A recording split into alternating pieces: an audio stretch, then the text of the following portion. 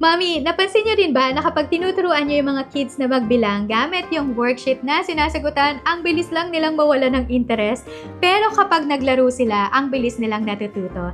Do you know that kids learn best through play? So, madali silang matuto kapag nahahawakan nila ito or kaya naman ay may hands-on experience sila kaysa sa traditional na sulat-sagot lang. So, today, ay meron akong share sa inyo na 3 amazing toys na makakatulong sa mga anak nyo na matutong magbilang while having fun at the same time. At syempre, share ko din sa inyo kung ano ba yung benefits ng learning through play sa early development ng mga bata. Bakit nga ba mas effective ang play-based learning? Number 1 ay hands-on learning. So, mas naiintindihan nila yung konsepto, lalo na sa math, kapag nakikita, nahawakan, at nararamdaman nila yung mga ginagamit natin sa pag-aaral. Number 2 ay engaging and fun. So, hindi nila nararamdamang pinag-aaralan nila yung numbers. And then, number 3 ay nag-i-improve ito ng retention because nakalink nga yung lessons natin sa playtime. So, let's start with toy number 1. Ayan. So, ito yung ating toy. So, this one ay para matutunan ng mga bata na yung concept ng addition. So, meron tayo ditong mga daliri. Ayan. Meron tayong mga daliri na gagamitin natin mamaya sa counting. And also, meron tayong mga numbers na kagaya nito. Ayan. Tapos, meron itong Velcro dots na ito naman yung ilalagay natin dito sa Velcro dot na to. Ayan. So, like for example, ito ay 2 plus 3 equals 5. So, meron tayo ditong iba't ibang klaseng mga numbers na gagamitan ng mga bata para matuto silang mag-addition. So, what's good about this toy also ay meron itong mga daliri na kagaya nito. So, like for example, kung ikaw ay meron 2, so ang gagawin lang ng bata ay bibilang siya. So, 1 and then 2. So, meron ka dyang Velcro na ilalagay dyan, yung mga daliri mo. And then, plus 3. So, magbibilang lang ulit siya dito sa kabilang kamay niya. 1, then 2, and then 3.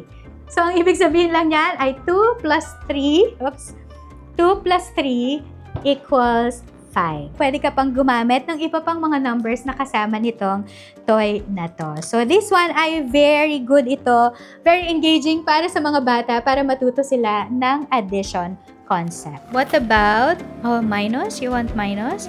So, 5 minus 2 equals...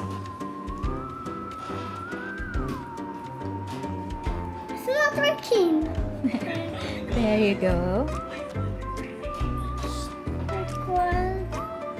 Okay. So, 5 minus 2 equals... Okay, good job! Another game, well, ito ay nilaro na namin ito ng anak ko. This one ay digital operation card. So, ganitong itsura niyan. And then, meron itong mga ganito na kasama. Yan. Meron, wooden toy ito. Tapos, meron siyang mga ganitong kasama na meron siyang mga numbers na nakalagay. So, then, number 6 and then number 1. And then, meron itong mga cards na iba't ibang cards. Meron itong addition. Tapos, at the back of it ay meron siyang subtraction. So, ang gagawin lang ng mga bata ay sasagutin nila ito. So, this one ay 5 plus 1 equals, hanapin lang yung ating number 6 na sagot. And then, ilalagay nila or ipapatong lang yan dyan sa card. So, ito ay maganda ito para ma-develop din yung addition and subtraction na concept para sa mga bata. And very engaging ito sa mga bata kasi nahahawakan nila yung mga cards, nahahawakan nila yung mga wooden na mga circles na to, na iba't ibang klase din. Ginawa namin ni Sayo noon, pabilisan talaga. So, hugot lang ako ng card, tapos sasagutin niya. And then, kukunin niya itong mga wooden circles, tapos bibilisan lang namin yung pagsagot ng mga cards.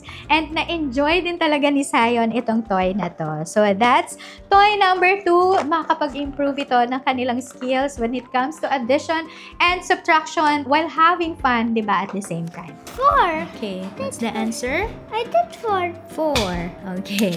How about this? 9 minus 2. Okay, 7. Okay, 2 plus 3 equals 5. 5. Okay, then 9 minus 3. Equals What's the answer? 6.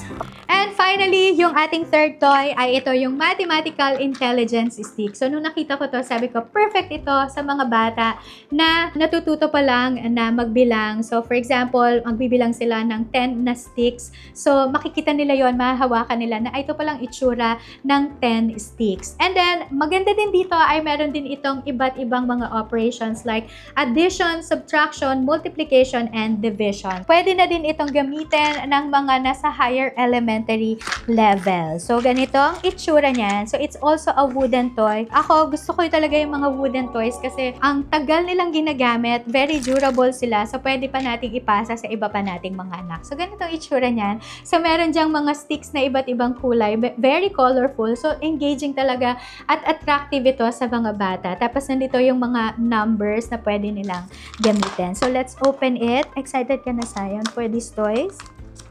Wait, Yeah. I'm not gonna sell them. We're not gonna sell them. You're going to use them. Yeah. Okay, so how about this one? Did you enjoy this? Also? Yeah. Diba?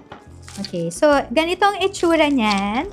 So meron itong mga wooden sticks. So hindi ko natatanggalin yung buong plastic. So meron siyang mga wooden sticks na ganito.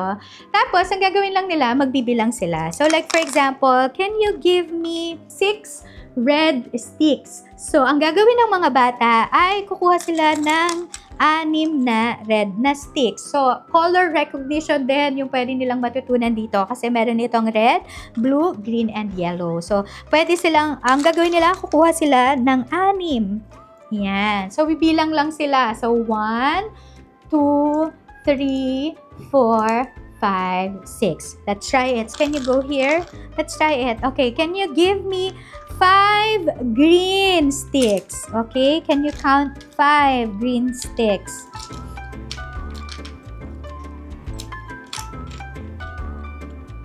Okay, so let's see. Let's count. 1.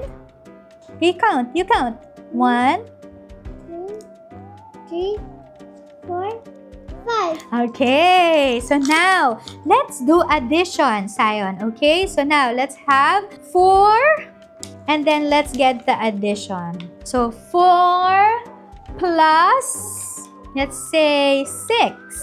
Okay, 4 plus 6. Okay, how many? 4 plus 6. Okay, you can use any sticks that you want. Now, let's see. How many? 1, 2, 3, 4. And then 1, 2, 3, 4. Oh, you only have 4. We need 6 here. Okay, 6. Okay, so now 4 plus 6 equals how many? 10. 10. Okay, so you get 1 and then 0.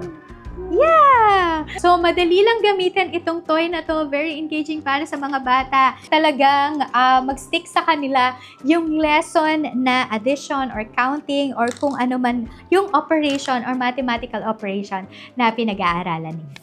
So, Mami, ngayon nakita mo na kung gaano ka-powerful ang learning through play. So, hindi lang ito enjoyable para sa mga bata, pero natututo din sila at the same time. So, alin dito sa 3 toys na to ang gusto mong i-try? So, let me know in the comment section kung ano yung gusto mong i-try na toy para sa iyong anak. If you find this video helpful, please like, share, and subscribe to this channel. Click nyo lang yung subscribe button at i-turn on yung notification bell. I hope na see you again on my next one. God bless everyone, and I will see you around. Bye, everyone!